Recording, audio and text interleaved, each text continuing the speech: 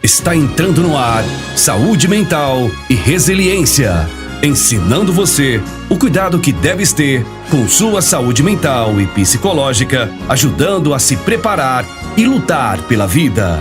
Com você, no ar, programa Saúde Mental e Resiliência, aqui na Boa Notícia FM.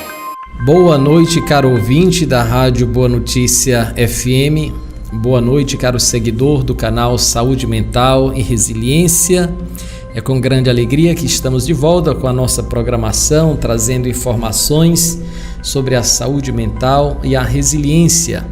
Hoje nós iremos conversar sobre a subjetividade, o tempo da nossa subjetividade, como melhor trabalhar a nossa subjetividade nesta concepção de tempo emocional para gerenciar as situações difíceis da nossa vida.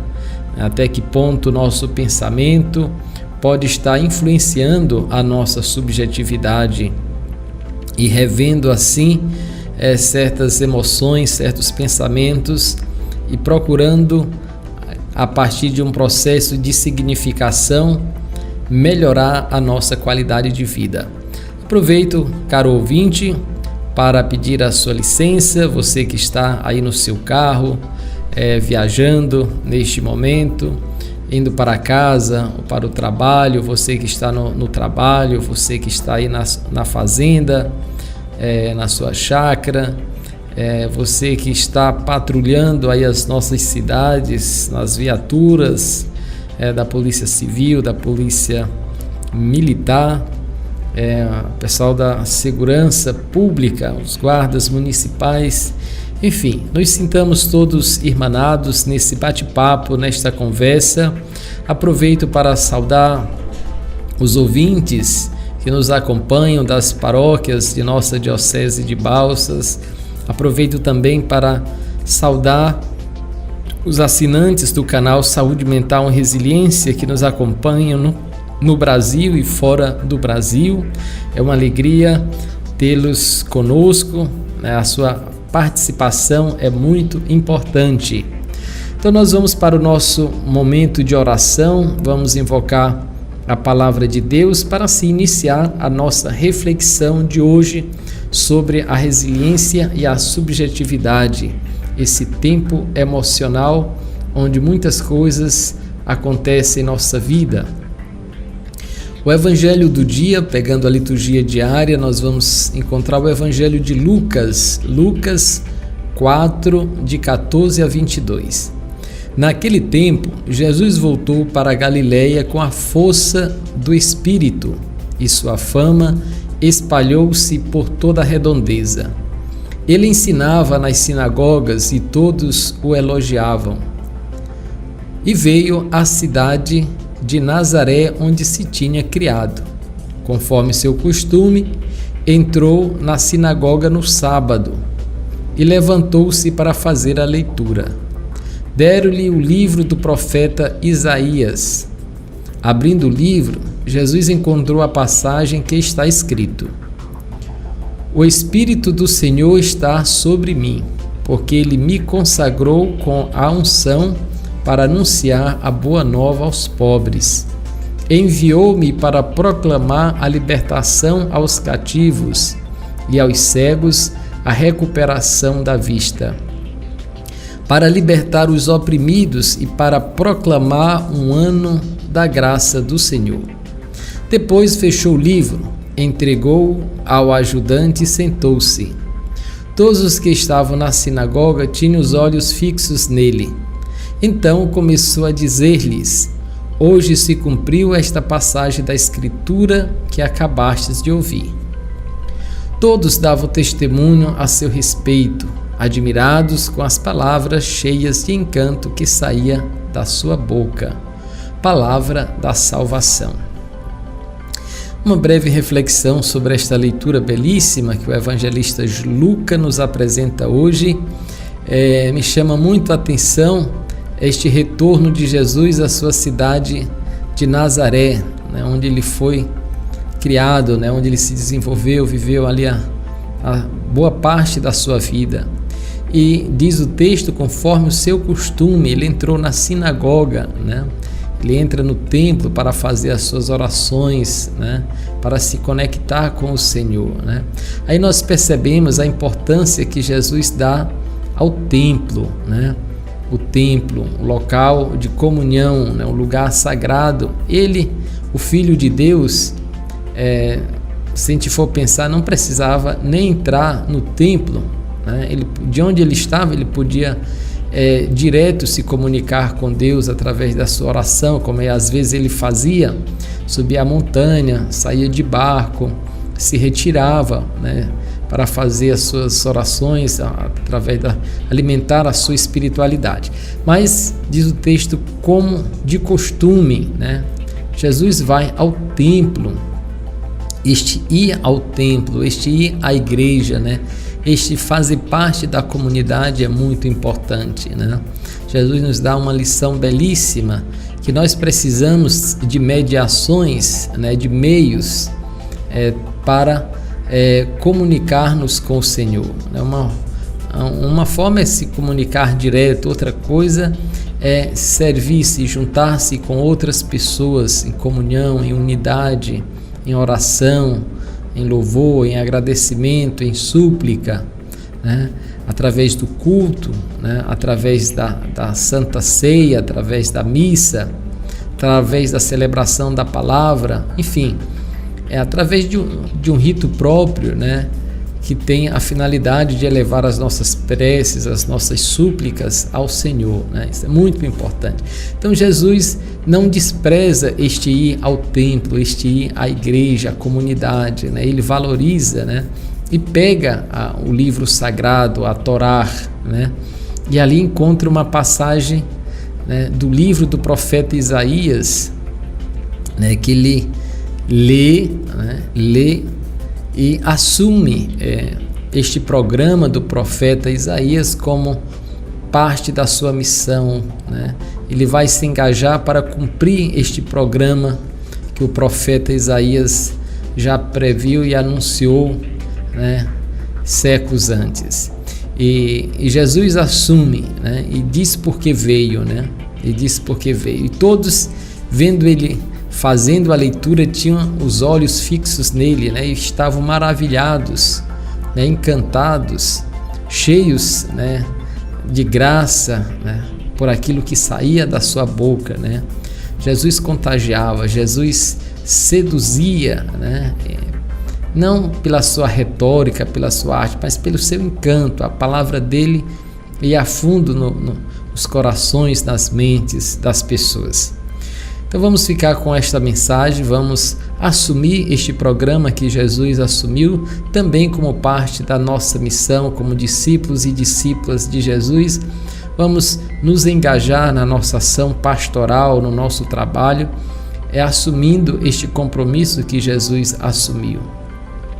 Vamos deixar que o Espírito que contagiou Jesus, que o consagrou, né, com a unção para anunciar a boa nova aos pobres, possa contagiar também cada um de nós, para proclamar a libertação aos cativos, né, aos cegos a recuperação da vista, aos oprimidos, né, proclamar o ano da graça do Senhor.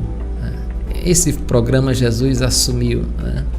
Jesus vai fazer um julgamento perfeito, porque ele conhece não só as aparências, as artimanhas que às vezes são usadas para condenar as pessoas, né? Como tem pessoas que ficam implantando às vezes provas, criando situações para condenar as pessoas, né? E às vezes não entendemos as intenções, julgamos pela aparência, e às vezes a aparência nos engana, nos faz fazer um julgamento falso, né? E acreditamos que ele é verdadeiro. Mas Jesus, ele conhece, ele vai além da aparência, ele sabe, e ele veio para realizar a verdadeira justiça, a justiça que procede de Deus, que todos nós iremos prestar nossas contas ao Senhor. Oração do dia. Ó Deus, pelo nascimento do vosso Filho, a aurora do vosso dia eterno despontou sobre todas as nações. Concedei ao vosso povo conhecer a fulgurante glória do seu Redentor e por ele chegar à luz que não se extingue. Por nosso Senhor Jesus Cristo, vosso Filho, na unidade do Espírito Santo. Amém. É isso aí, caro ouvinte. Fizemos este momento breve de oração da liturgia diária. Agora vamos conversar sobre o nosso tema de hoje, né? Como trabalhar a resiliência em nossa subjetividade, né? A resiliência em nossa subjetividade. Nós vamos estar conversando aqui, trazendo a ideia de alguns pensadores, né? Entre eles Agostinho, né? Agostinho, que depois se torna bispo de Hipona, né? E se torna doutor da igreja, né? Pelo seu compromisso, né? Pela sua dedicação, né? E Agostinho vai também fazer a sua reflexão sobre a subjetividade, né? Sobre a subjetividade, nos vai trazer uma concepção de tempo, né? De tempo, e esta concepção de tempo é que nós vamos estar pensando. Hoje nós vamos estar pensando no tempo como categoria da nossa subjetividade, né? Como categoria da nossa subjetividade, da nossa interioridade. E aí vamos estar refletindo. Quando pensamos, né, nós vamos perceber que o conceito, né, psicológico, né, da subjetividade, né, ele vai estar relacionado à capacidade de interpretação do indivíduo, né, capacidade de interpretação. A subjetividade está relacionada à capacidade de interpretar, né, como nós interpretamos as vivências. Isso é muito importante, né? Como você interpreta, por exemplo, a partir dos sentidos, né? A partir dos sentidos nós vemos, percebemos, olhamos, experimentamos e raciocinamos, criamos uma certa fantasia, uma certa imaginação, ou construímos um pensamento, um conceito sobre as coisas, né?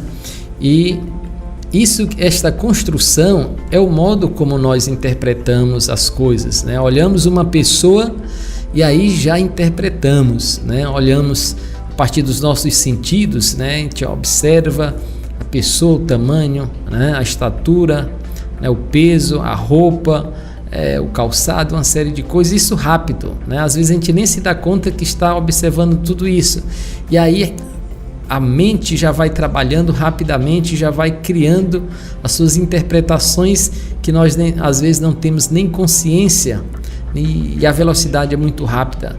E esta interpretação que criamos, ela vai nos ajudar a atribuir um significado, um valor àquilo que estamos observando, né? Então, ao mesmo tempo, isso é muito rápido, né? Então, nós estamos observando a realidade, as coisas, as pessoas, o modo como elas agem, enfim, e estamos criando interpretações constantemente, às vezes como força do hábito, né? Psicológico, né? Cognitivo. Então, isso é tão rápido que aí criamos certas ilusões, certas fantasias, certos conceitos a respeito das pessoas.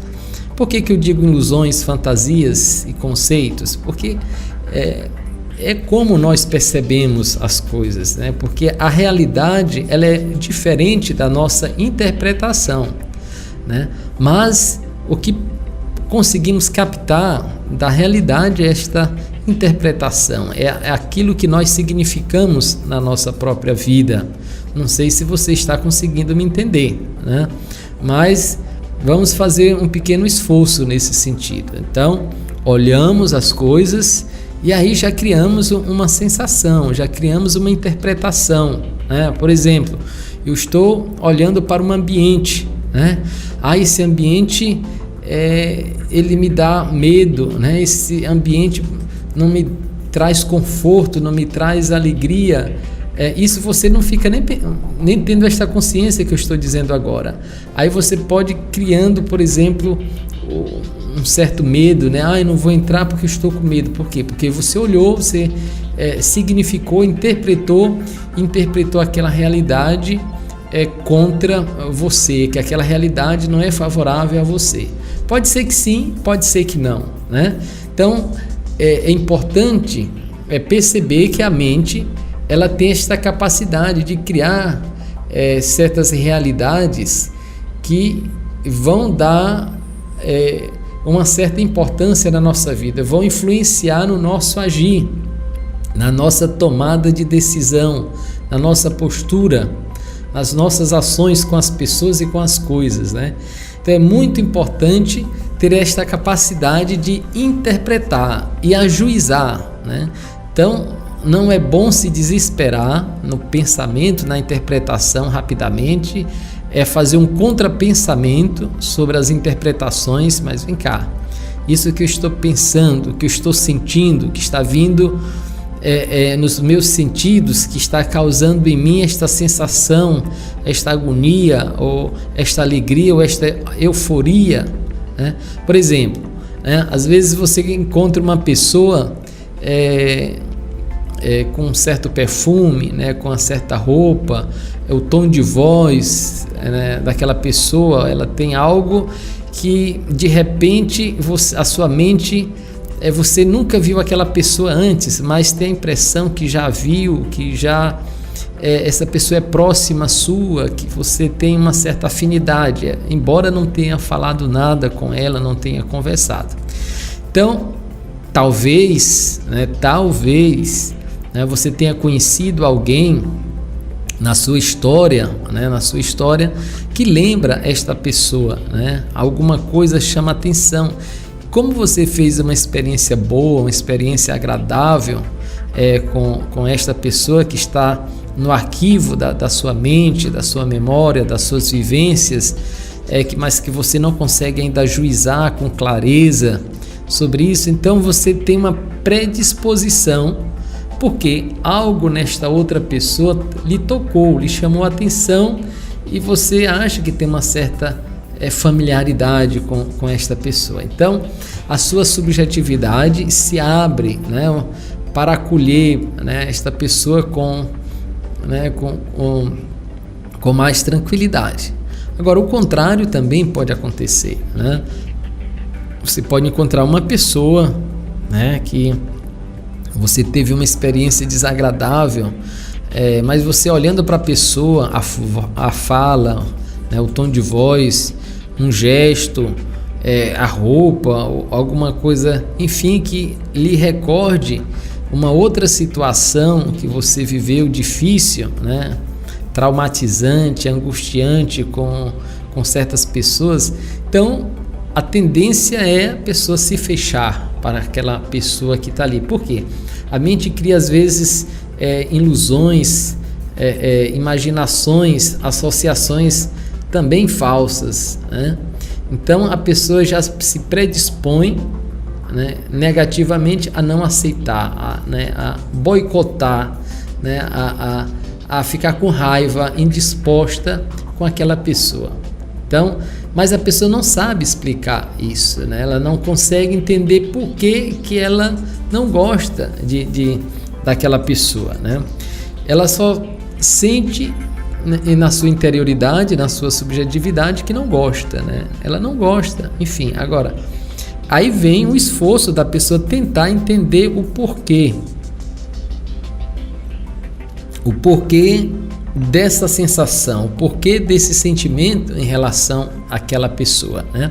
Então aí precisa um esforço mental, né? Uma capacidade de refazer a própria vida, repensar sobre os próprios pensamentos, sobre as próprias emoções e fazer uma análise mais objetiva da realidade, né? Não ficar, tem gente que diz, essa pessoa é uma alma gêmea de uma encarnação, não sei o quê. Tem gente que vai até nos delírios da imaginação e fala até em vidas passadas, não sei o quê.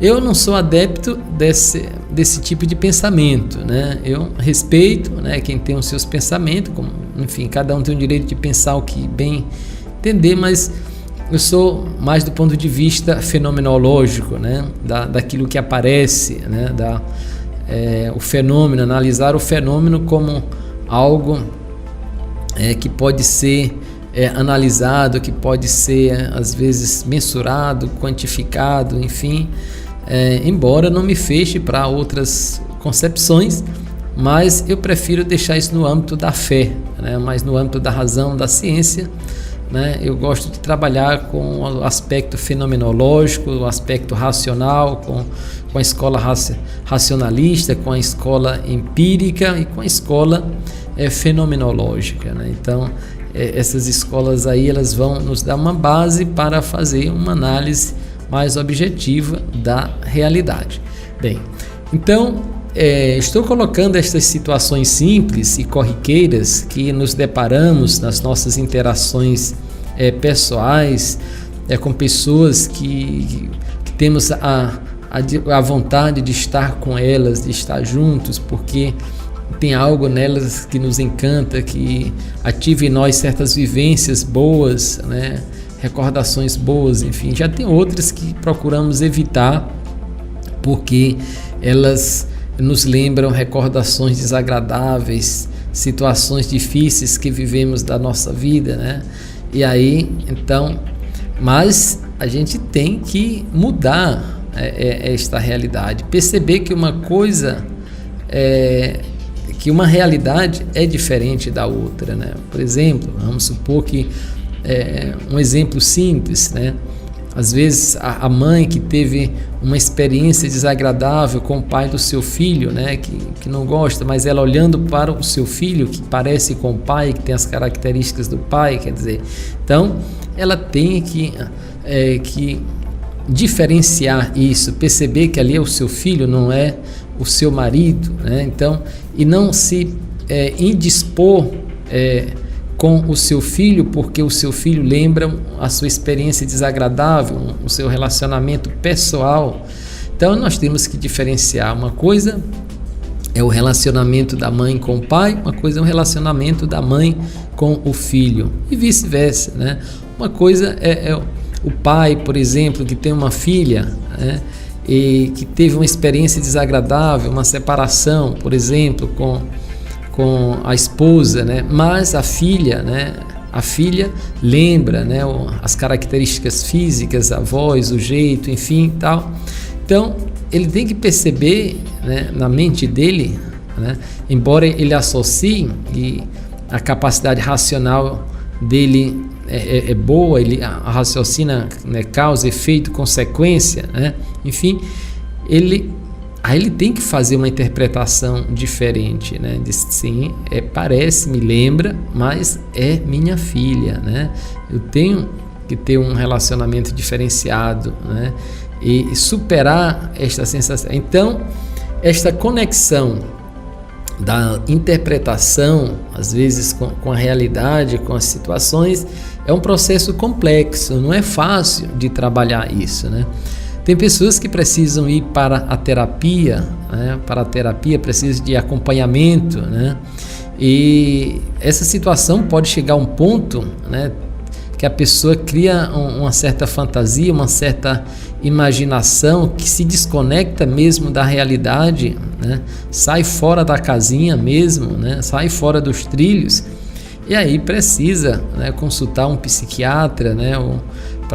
Às vezes precisa de uma medicação, né, e um acompanhamento terapêutico para que a pessoa possa se restabelecer, né? Encontrar a sua conexão, né? A sua centralidade. Em alguns casos é possível, outros não. A pessoa tem que aprender a conviver com a sua estrutura, com o seu modo de ser. Então, nós vamos perceber que esta interpretação está dentro da subjetividade, né? Da subjetividade de cada pessoa, né? Aquilo que interpretamos da realidade não é como 2 mais 2 é igual a 4, né? 2 mais 2 é igual a 4. Na subjetividade, 2 mais 2 pode ser 5, pode ser 6, né? É muito diferente, né?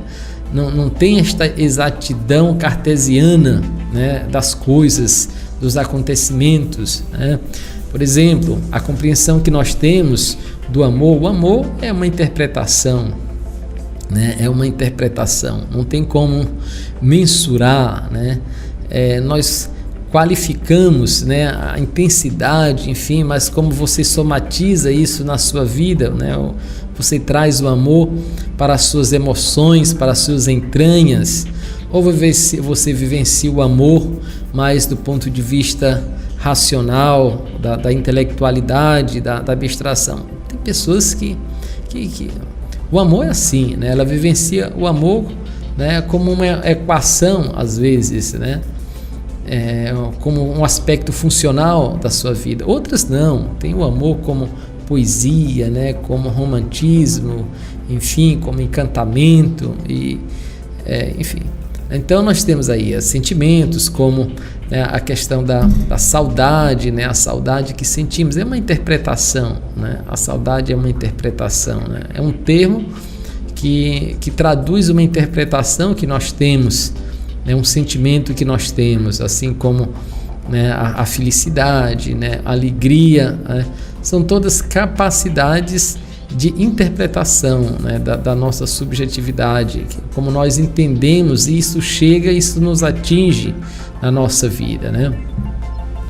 Então, nós percebemos que nós temos interpretações individuais, e essas interpretações nos afetam o tempo nosso, da nossa subjetividade, onde trabalhamos as certas questões da nossa vida, né? E altera às vezes o ritmo dos nossos batimentos cardíacos, né? Sanguíneo, né? Tem gente que fica com as mãos suadas, né?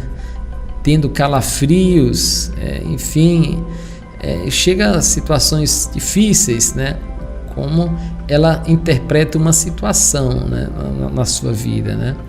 Então, o tempo tem estas questões aí todas, né? Quando olhamos para o tempo do ponto de vista da física, nós vamos perceber que nós temos aí certas equações que nos permitem descrever o tempo, né, como uma categoria objetiva, né, dentro de uma escala, né, e de um aspecto numérico, né, que nos permite diferenciar os dias uns dos outros, as horas, os segundos, né, os minutos, né?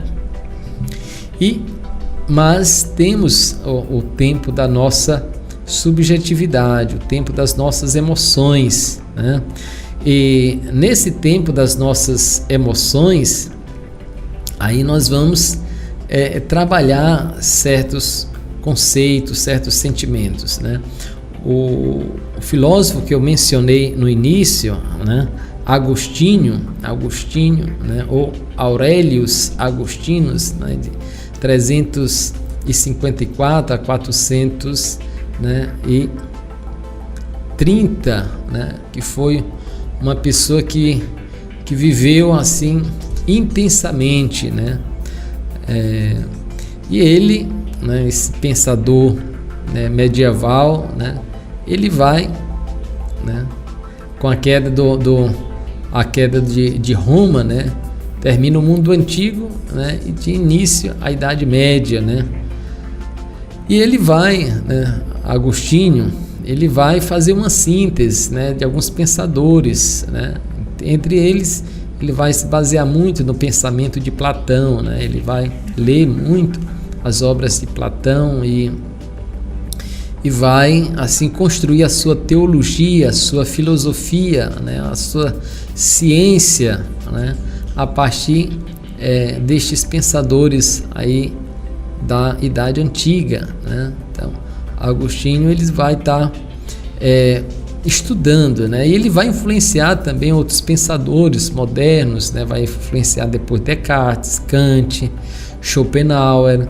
e outros, né? Quantas pessoas não têm se inspirado no pensamento de Agostinho? Ele né, ele relata que teve uma revelação divina, né? Ele era filho de Santa Mônica, que era uma pessoa que fazia muitas orações, né? Ela deve inspirar a mãe que ora, que pede pelos filhos, né? Porque Mônica sofreu demais com o seu filho, né? Querendo a conversão, querendo a mudança dele, né? Assim como muitas mães sofrem com os seus filhos, né? Pede a Deus, fazem súplicas, não só pelos filhos, pelos maridos, né?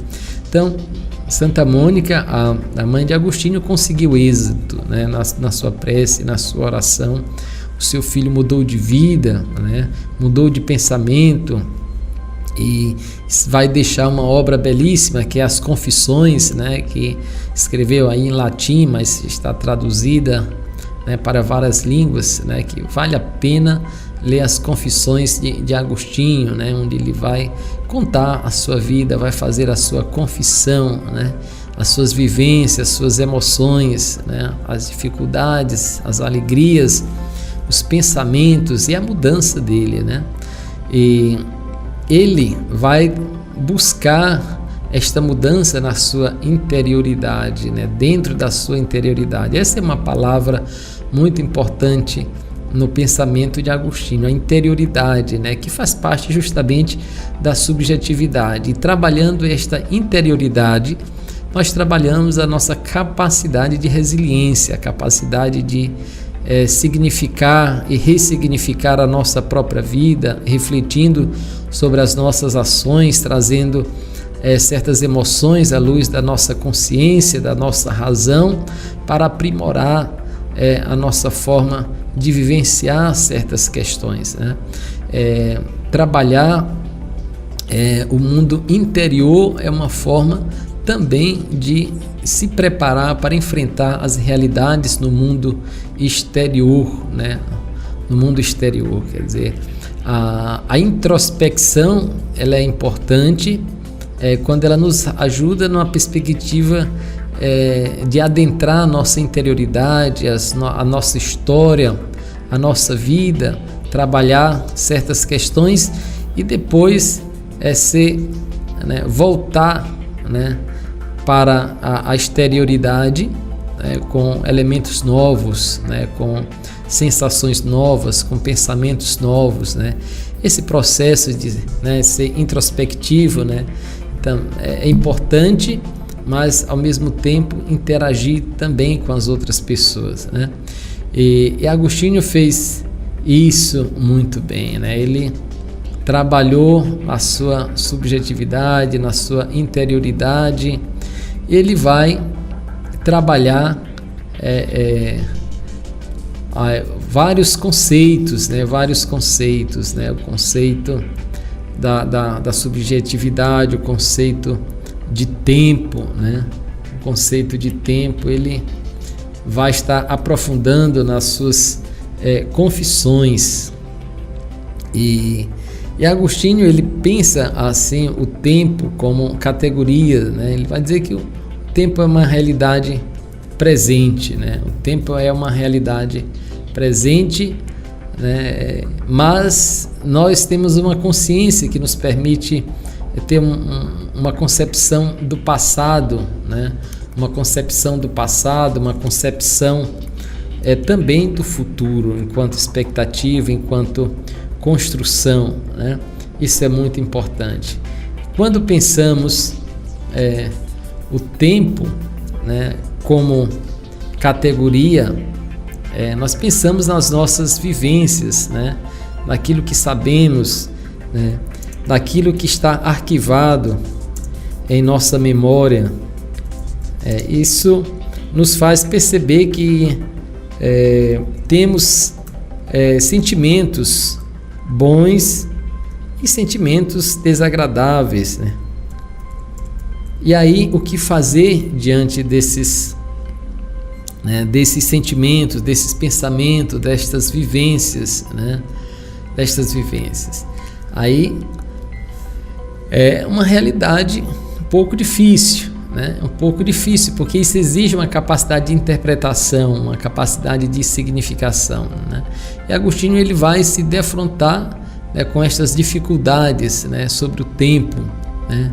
Ele diz que o tempo não podemos apreendê-lo, pois o tempo nos escapa, né? O tempo nos escapa, né?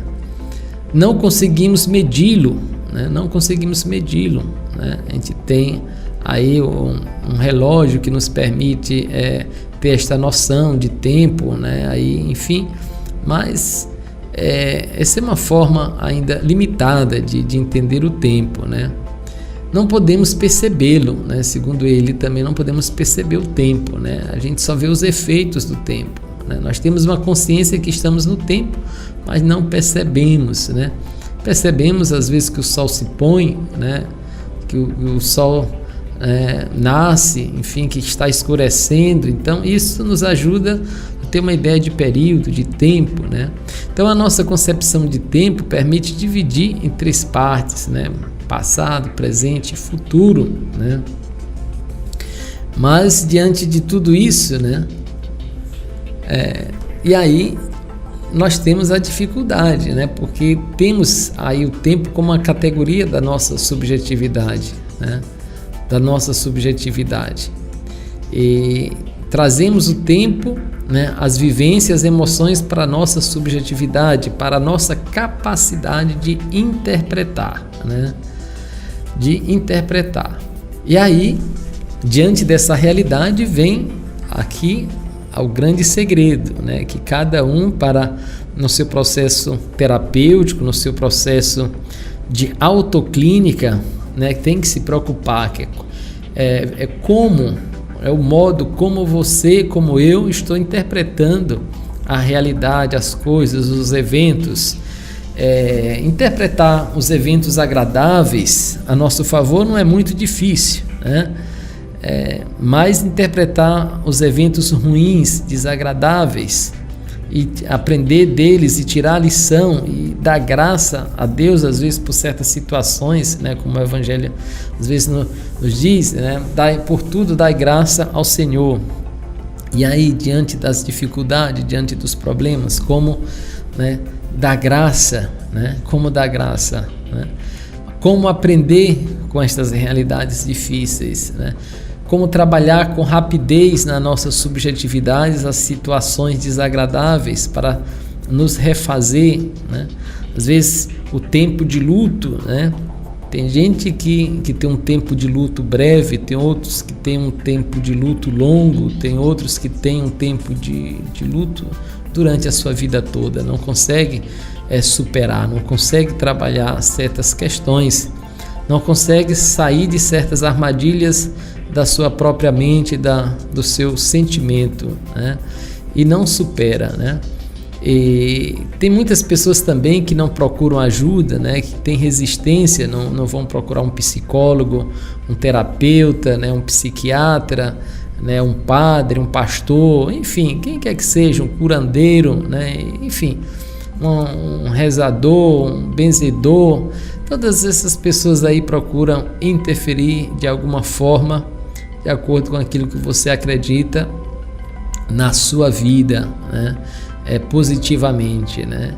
Então, vamos trabalhar a nossa interioridade, vamos ter esta consciência que o tempo da nossa subjetividade é muito importante para os eventos, para os acontecimentos, para o nosso bem-estar ou não, né? Para a nossa saúde mental, o nosso bem-estar passa pela nossa subjetividade.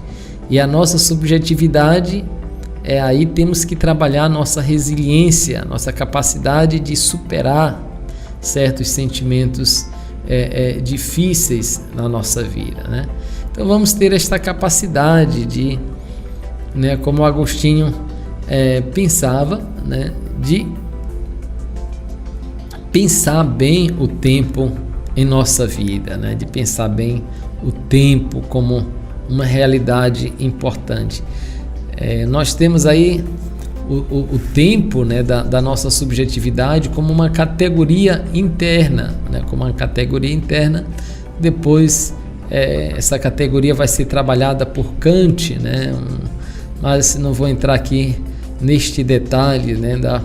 Vai ser trabalhada também da nossa subjetiva, os hábitos psicológicos por David Hume na escola empirista, né? Ele vai estar trabalhando os hábitos psicológicos, as construções que a nossa mente, que as nossas vivências vão fazendo e vão colocando como verdades na nossa subjetividade, na nossa mente. De repente, percebemos que elas não são tão verdadeiras, né? Que certas coisas e raciocínios, certos hábitos que criamos na nossa mente não correspondem com a realidade, né? Precisa se refazer novamente, né? Então, isso faz parte da vida, né? Faz parte do nosso hábito, né? Então, nós fazendo assim uma comparação, né? Por exemplo, em relação aos nossos hábitos, de tanto repetir certas coisas, a gente acaba reproduzindo, né? E ganhando uma segurança, uma confiança. Mas pode ser que num momento qualquer, numa circunstância qualquer, tal hábito não funcione, né? Certas associações não funcionam. Aí vem a frustração, né? Aí vem a capacidade de interpretar, ressignificar a nossa própria vida, né?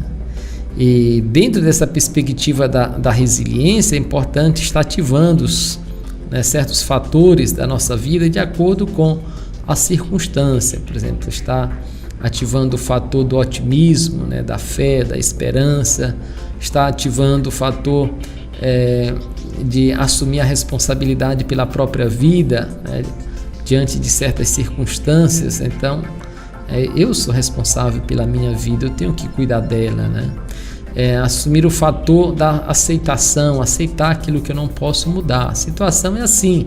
O que eu posso agora é ressignificar. O que eu posso agora atribuir um sentido novo, aprender com a minha experiência, né? E aprender também a criar relações sociais saudáveis, né? Fazer, né, criar rede de relações, Netzwerk aufbauen em alemão, né? Construir rede de relações sociais saudáveis, né? Então, estava aqui pensando, de repente veio a palavra, porque eu trabalhei muito essas questões em alemão e aí às vezes quando eu começo a pensar, vem na minha mente, né, esses pensamentos em alemão, aí me atrapalha um pouco no meu raciocínio. Bem, mas voltando, né, ao nosso assunto, então construir rede de relações sociais saudáveis, né? Construir rede de relações sociais saudáveis, né? Planejar a vida no presente e no futuro, né? Ter esta consciência. O passado passou, mas continua presente como vivência, como recordação, como significação na minha vida. Então, como trabalhar essas questões, né? E como sair de certas armadilhas na mente para criar perspectivas novas para o futuro. O futuro é uma construção mental, né, que alimenta o presente, que aquece, né, o nosso engajamento na realidade presente. Então é importante estar procurando superar certas questões. Aí, se você não consegue fazer um processo de autoclínica, um processo de autoterapia, de trabalhar as suas emoções, seus pensamentos, procure ajuda, né? Não tenha receio de procurar um profissional qualificado, né? que vá trabalhar a sua resiliência, a sua capacidade de descobrir a sua força interior para estar superando estas situações difíceis na sua vida. Então, caro ouvinte da Rádio Boa Notícia FM, eu tenho falado muito, né? Mais ou menos aqui, já estou falando aqui 43 minutos, né? Eu não estou colocando música aqui no programa, justamente porque o programa ele fica gravado no canal Saúde Mental e Resiliência, e passa em vários países, e alguns países que não têm os direitos autorais das músicas, então aí bloqueia, né? Então optei por justamente colocar uma música de fundo, né? Mas não colocar músicas para não ter restrições, né, de direitos autorais, né? Mas você já tem muitas músicas aqui na Rádio Boa Notícia FM, né? Então vocês têm muita oportunidade de ouvir muitas músicas. Então aproveito para já ir me despedindo. Quero mandar uma saudação especial aos ouvintes aí do programa Saúde Mental e Resiliência, aqui da Rádio Boa Notícia, também no canal Saúde Mental e Resiliência, Padre Aires. Você que ainda não se inscreveu, né, se inscreva lá no canal, dê um joiazinho se você gosta do programa. É uma coisa tão simples, isso não custa nada, não vai... você só vai poder ajudar, né, mas lhe atrapalhar não vai nada. Então entre aí no YouTube, né, Saúde Mental e Resiliência, Padre Aires, se inscreva, ative o sininho para acompanhar as nossas programações. Sempre procuro estar colocando o Evangelho do dia, né, fazendo a leitura também da oração do dia e uma reflexão de uma frase, 2 no máximo, né, para não sobrecarregar vocês nos pensamentos, nas ideias, né? Então divulgue aí entre a sua família, entre os seus amigos, entre as pessoas que precisam estar trabalhando a sua saúde mental, né, melhorar a sua qualidade de vida. Então desejo a todos, né, uma noite agradável, um dia abençoado. Fique com o Senhor, que Ele os abençoe e os proteja. Ele que é Pai, Filho e Espírito Santo. Amém. Até o nosso próximo encontro, com a graça de Deus.